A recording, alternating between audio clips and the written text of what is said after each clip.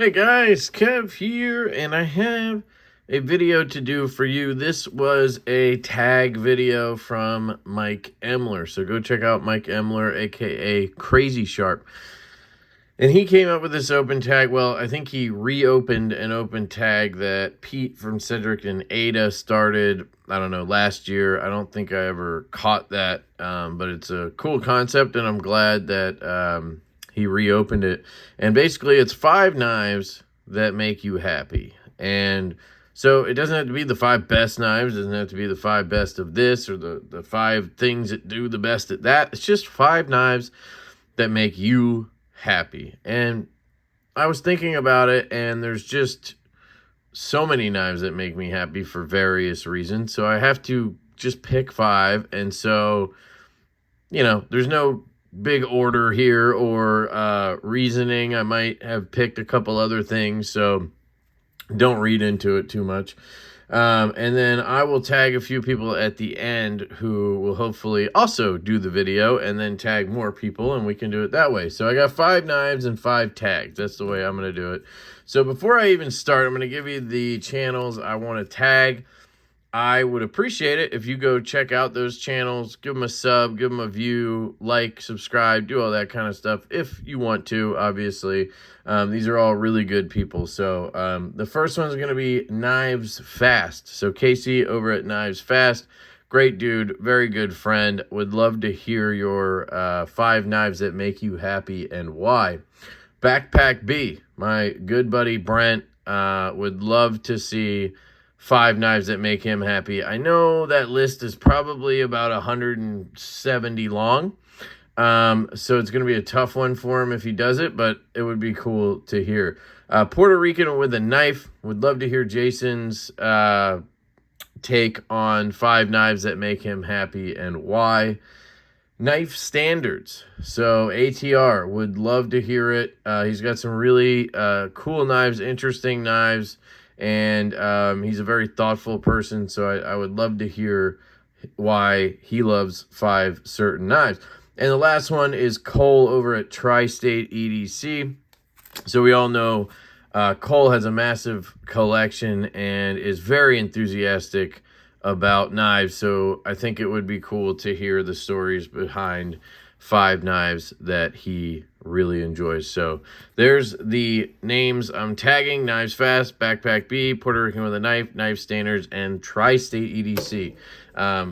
Not obligatory. If you guys want to do it, awesome. If not, no big deal. So let's get into it. The first one's going to be sort of a get it out of the way, no-brainer type of one, and this is a Devo knife, and this is the prototype U.S.-made growler. So this is made by Schenk Knives out of Idaho. We just got these prototypes at Blade Show, and this makes me extremely happy because we finally have a U.S.-made knife. We can say we've had a knife made in the U.S. It's only, you know, a couple prototypes at this point, but we're about to get an order in as soon as we get a quote. So we are ready to go on this, and it's just very exciting, and it's very just good. We've wanted to have a knife made in the U.S. for a long time, and some of you may know the road we took to get here, and it was a tough road, and I'm just grateful and glad that we have finally found a way, and hopefully we will find a way to continue doing that and maybe move more designs over to U.S. production. That would be the ideal goal. So the growler here is sporting Magna Cut at 63 with a working finish. You also kind of have that working finish on the titanium scales, which are milled all the way through and around the edges there. Tie connector hardware, satin all across on that. We have 80s camo carbon inlays, contouring, very nicely done. We have a milled clip. Very, very nice. Got some jimping on the lock bar for easy access to that. We have a hole for deployment. This jimping is going to run all the way across in production, and this clip's going to be slightly thicker. But otherwise, we're going to run with this version right here, and I cannot wait. So that is the US made growler. Shout out to Shank Knives. Shout out to Colin. Just a very awesome project, and it truly does make me happy. The next one here is going to be a Jack Wolf knife. Now, you could put any Jack Wolf knife in here. I had this one in my pocket today, so I went with this one. This is the Gunslinger Jack from Jack Wolf Knives. It has just released and is absolutely fantastic. If you haven't picked one up and you're interested, I suggest you do. They're $350 at retailers, and I'll have those linked down below if you're interested. But the reason this one's on the list is because Jack Wolf knives make me happy. Ben is an absolutely fantastic human being, a friend, and has an amazing knife company. And what he is doing is just crazy, right? I mean, he is absolutely bonkers. Releasing a knife almost every month for over a year now has been pretty crazy to see. And now he's delving into locking knives as well. He's just hired a full-time employee, and I just am happy, proud, and excited for Jack Wolf Knives. And the knives they make truly make me happy. Even if you removed all of those awesome things I just mentioned, the knives alone just make me extremely happy. I can almost never stop playing with them when I have one in the pocket, and I literally have a Jack Wolf in the pocket 95% of the time. They have dominated my carry for the past year or so. It's pretty crazy, and it's because of how good they are. Truly is. They're the only knives I don't really look to sell ever. I've had a few duplicates of them, and I think I just cut myself. A few duplicates of them, and I've sold those, but I have one of every model, at least a couple of 2 or 3, and they just continue to be ridiculously good. At this point, I'm thinking, like, maybe I just won't ever sell those because they're going to become really worth something in the future. That's how amazing his work is, and that's not me really thinking about it as an investment, but I'm just saying, like, that's probably what's going to happen. So very, very cool. Jack Wolf Knives is definitely something that makes me extremely happy, and yeah, just really, really cool. So there we go with that one. The next one's an interesting one, I would say. This is my Cavill Knives Danka. So this is in a Northwoods Leatherworks slip, and I would be remiss if I had knives on this list and not one of them was in a Northwoods Leatherworks slip, because I carry a Northwoods Leatherworks slip basically every day, because I try to carry a slip joint and a locking knife every day, and I will always have a Northwoods Leatherworks slip for that slip joint, or in this case, folding knife, locking knife. Troy is one of the best people in this community. He's a friend and just an amazing dude, and his work as well is just outstanding. The 7 cross-stitch signature, the thinness of his slips, and just the quality of everything is fantastic. I love Troy as a person, and I love his work. So shout out to Northwoods LeatherworksCo. But the Cavill Knives Danka here makes me happy because it's different and it's unique, and yet it's so satisfyingly good, and just, it's a breath of fresh air in a world of knives that are very similar in a way. This one stands apart for me. It has a thumb square, which is amazing. You can see it has Timascus on the thumb square.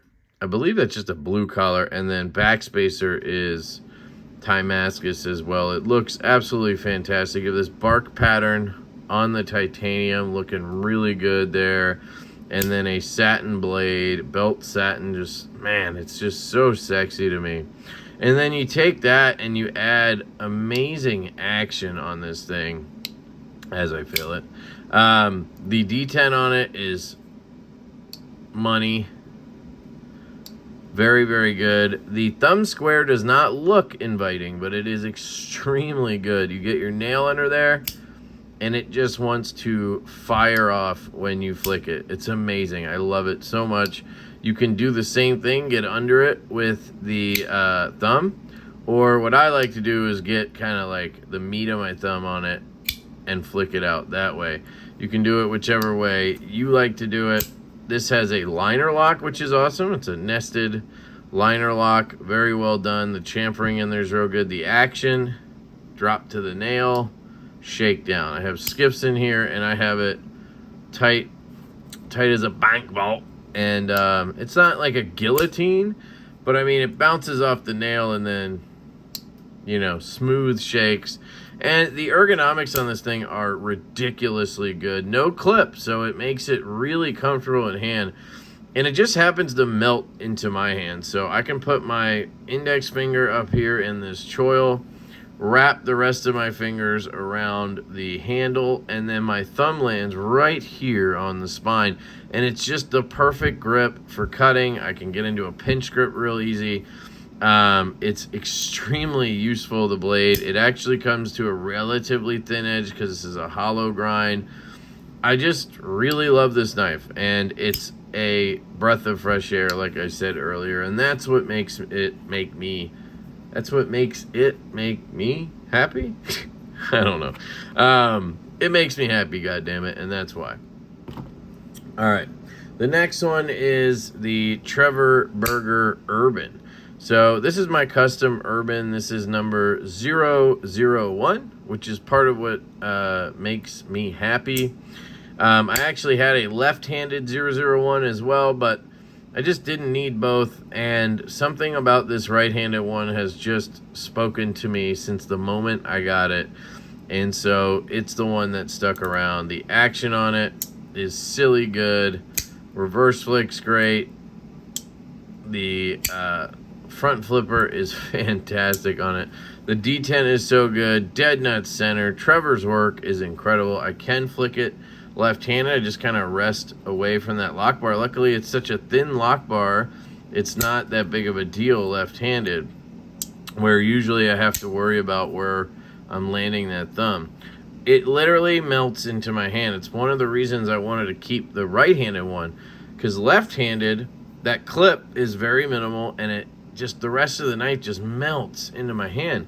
Where normal-handed, it actually feels a little boxier. It's very interesting to think about, but it fits perfectly. I have a large glove-size hand, and it's just the perfect size handle for me. It has a full hollow grind, comes down to a stupid thin, like 13 thousandths behind the edge. It's razor sharp. The lockup, the action, just everything about this knife is precision excellence, and Trevor Burger just kills it. And this knife just makes me happy. It's probably the longest tenured knife in my collection at this point.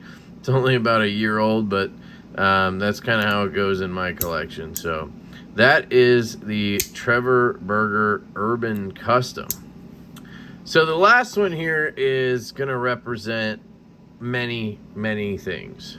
This is the Bridgeport Knives 395 V2. And this knife makes me happy, not only because it is an absolutely fantastic design, excellent knife, but this knife represents the boutique brands for me. And that starts with Vero Engineering in my eyes. I wasn't around before that really, so, you know, I'm sure there were others that did the boutique thing first, but for me, Vero was kind of a pioneer. And obviously, Vero is crushing it, and they're not really a boutique brand anymore. They're a pretty big brand. But you saw others follow, like EDC, and many, many more. Bridgeport knives, my own brand, Devo knives, right? Tempest knives. There's the list continues to go on. Knife Standards. I could keep Luft Concepts. Kalem blade design. It's just endless, right? And that inspires me, and that makes me very happy to see people succeed in that. The dream, right? At least my dream is to get out of corporate America, have a knife job, like have knives be my job, right? Because that's what I love. That's what my passion is. And if I can just make enough money to earn a living and be in the knife industry, I will be the happiest clam there is, you know? And I think a lot of people have that dream, right? And it's just really cool to see people succeeding and either crushing that goal, dream, or on their way to it. And I think the Bridgeport 395 is an excellent example of this, because Garrett is 19, 20 years old, and clearly a very talented knife designer. And, you know, he's learning how to run a knife company. He's still in school, I believe. He's going for whatever he's going for, and maybe that's not what he wants to do as a full-time job, but